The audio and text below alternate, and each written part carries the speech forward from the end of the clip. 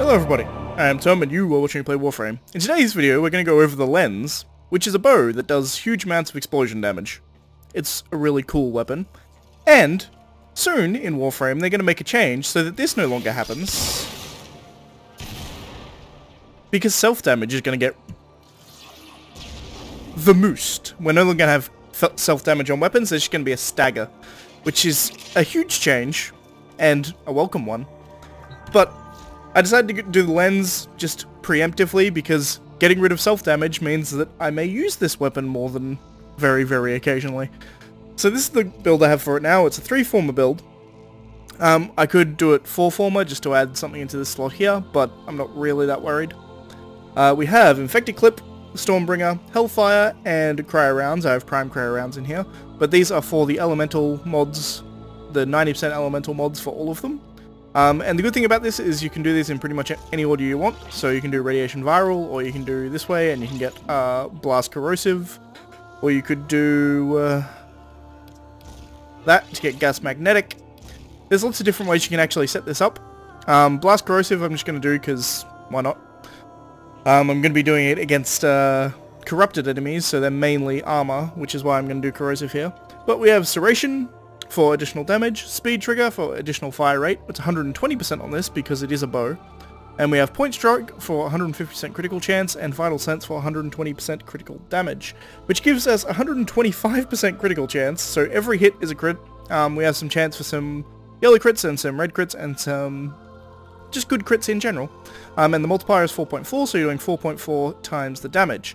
Now the way this works is you see here it has really kind of piss poor damage. There's 132 impact damage, 336 blast, and 236 corrosive. However, the radial attack is the big explosion that happens afterwards. And you can see here, it has a range of 6 meters, it does 95 blast and 48 corrosive on the initial cast of the bubble, and then after, like, I don't know, a second? I haven't actually timed it, but there will be an explosion, or 1.3 seconds, I guess, judging by this. There will be an explosion that does 6,000 blast damage and 3,000 corrosive damage. To illustrate that, I can show you here. You fire it, creates the bubble that does damage, then the bubble explodes, it does more damage. That's how that works. I'll show the test that I usually do. It's my normal test, except it's level 80, because I'm just going to be using the weapon and nothing else. First things first, we're going to take care of the healer. And at the moment, I have to avoid my own bubble, but it's worth noting that in the future, that's going to cease to be a problem. I can just stand in my own bubble without any problems. Don't knock me over. It's worth noting that this weapon is particularly good at ad clear. I'm an idiot. It's particularly good at clearing ads, as you might expect. It's not particularly amazing on single target. As you can see, these bombards still take a fair few hits before they go down. The plus side being I can hit multiple bombards at once if they stand close enough together. I need to stop being hit by those rockets. Give me some armor, that'll do. But as you can see here, these crewmen just die.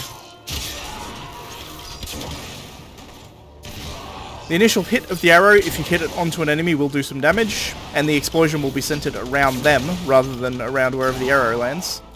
And here's this heavy gunner, which will take the longest to kill, because heavy gunners are a pain in the ass. But even still, not insane. It's worth noting that this thing takes both bow ammo and sniper ammo, I think. It does have some pretty big problems with ammo economy, it's worth noting. You will find yourself running out of ammo fairly frequently, so it could be arguably worth taking carrier with you so that you don't run out of ammo.